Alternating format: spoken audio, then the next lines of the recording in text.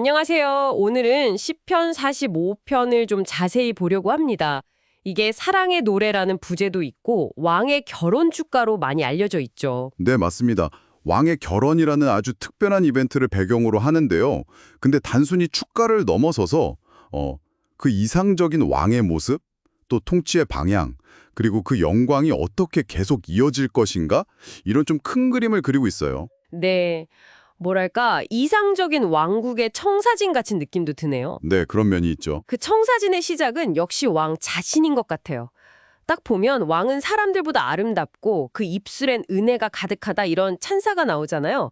이게 그냥 외모 칭찬만은 아니겠죠. 그럼요. 외적인 모습, 그러니까 뭐 용사처럼 칼을 차고 위험 있는 모습도 그리지만 동시에 더 중요한 건 그 통치의 기반이 뭐냐는 거죠. 아, 통치의 기반이요. 네. 여기서 주목할 만한 게 그 힘이 진리와 온유와 공의를 위한 거라고 강조해요.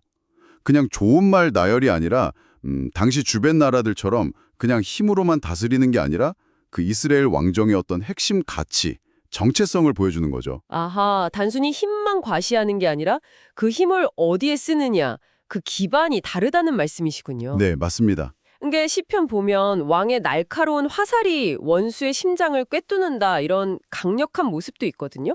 이런 정의로운 통치와 강력한 군사력, 이 관계는 어떻게 봐야 할까요? 여기서 청취자분들도 한번 리더십의 본질을 생각해 보실 수 있겠네요. 아, 네. 좋은 지적이세요. 그러니까 이 시가 그리는 왕은 그냥 착하기만 한 왕이 아니라 그 정의를 실제로 이룰 수 있는 힘, 또 결단력, 이걸 갖춘 통치자라는 거죠. 힘과 결단력. 네. 그 왕의 자리가 영원할 수 있는 이유가 하나님 앞에서 의를 사랑하고 악을 미워했기 때문이라고 딱 명시돼 있잖아요. 네, 그렇죠. 6절, 7절에 나오죠. 네. 그러니까 왕의 힘은 결국 하나님의 정의를 이루는 도구이고 그래서 하나님의 축복과 정당성을 받는다는 거예요. 힘하고 정의가 따로 가지 않는 거죠. 아, 힘과 정의가 조화를 이루는 거군요. 그리고 왕의 영광이 굉장히 감각적으로 묘사되잖아요. 옷에서 막 몰약, 침향, 육계 이런 귀한 향기가 나고 상하궁에서 음악 소리가 들리고 이건 어떤 의미일까요? 네. 그 몰약, 침향, 육계 이런 것들은 당시 최고급 향료들이거든요.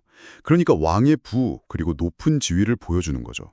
상하궁도 마찬가지고요. 그렇죠. 또 왕 옆에는 왕족 여인들, 그리고 오빌의 금으로 꾸민 왕후가 서 있다고 하잖아요. 네, 오빌의 금. 그 오빌의 금이라는데 최고급 금을 의미하는데 이게 단순히 왕비 개인의 아름다움이나 지위를 넘어서서 그 왕국 전체의 어떤 막대한 부, 그리고 국제적인 위상까지 보여주는 상징이라고 할 수 있습니다. 와, 정말 다각도로 왕의 영광을 보여주는군요.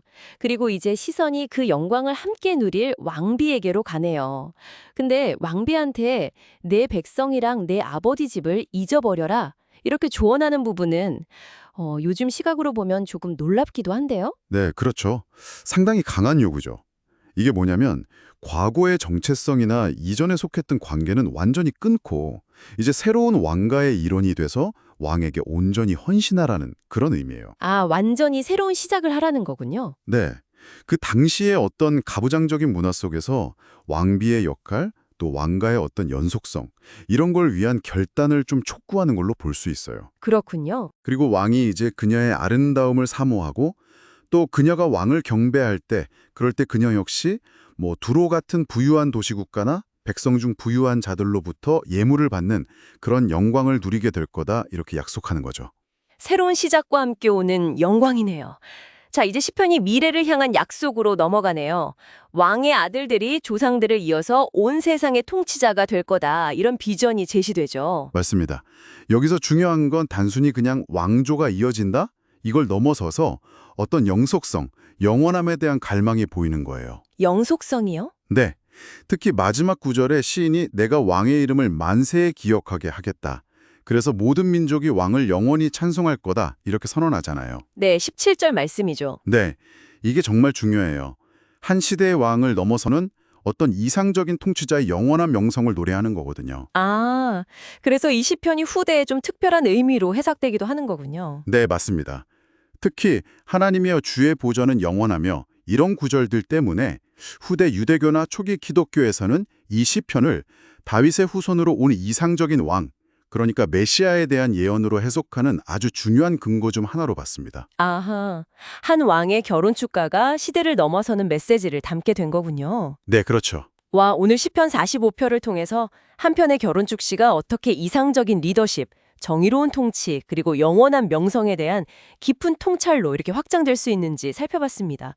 참 화려한 언어 속에 담긴 의미가 풍성하네요. 그렇습니다. 힘과 아름다움, 정의가 잘 어우러진 왕, 또 그와 함께 영광을 나눌 왕비, 그리고 그들을 통해서 이어질 영원한 왕국, 이런 그림이었죠. 여기서 우리가 한번 같이 생각해 볼 점은 이런 것 같아요. 거의 2000년도 더 전에 그려진 이 이상적인 통치자의 모습 있잖아요. 권력, 책임감, 아름다움, 그리고 영원히 기억될 이름 같은 이런 요소들이 오늘날 우리가 생각하는 좋은 리더십 또는 성공적인 삶과 어떻게 연결될 수 있을까? 이 질문을 한번 청취자분들께 남겨드리고 싶네요.